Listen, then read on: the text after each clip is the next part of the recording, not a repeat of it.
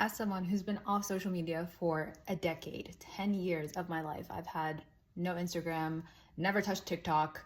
I have a YouTube that's just for watching videos, and a Facebook that's swimming around somewhere in the ether, never touched for 10 years.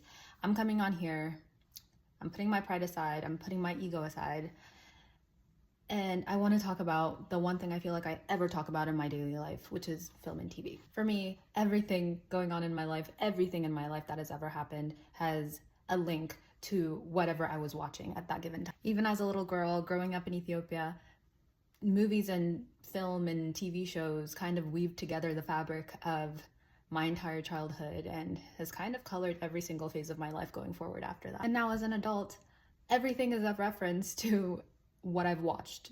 I said I wouldn't do it. I said I would not plaster my face on platforms where it doesn't belong, but alas, I am here. I feel bad sometimes because I think people in my life must think that I speak in code sometimes.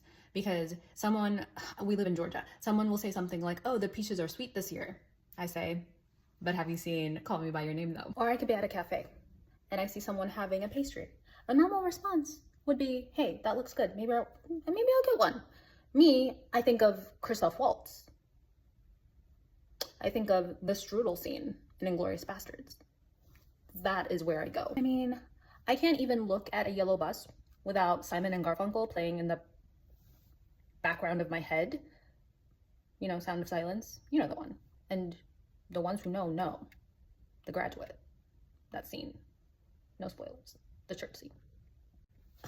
It feels like I'm not even in real life most of the time. I'm just stuck in the Matrix, the movie Matrix.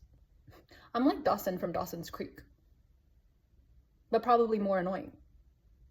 For those of you who've seen it, remember how Dawson's entire personality was based on how much he liked Jaws? Jaws. Spielberg was like his god, and his entire personality was based on how much he loved movies. And let's be honest, it got old after season 2.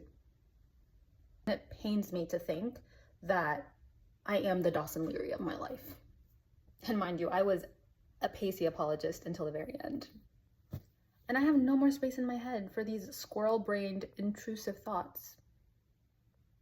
So I'm putting them on here, just for my own sanity, for my own mental health. Obviously, don't take me too seriously. Everything I say is just my opinion. There are far too many things in the world to take seriously, and I'm not one of them, to be honest.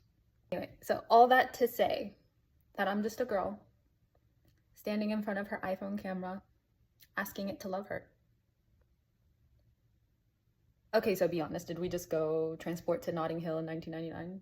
Did anyone just come with me?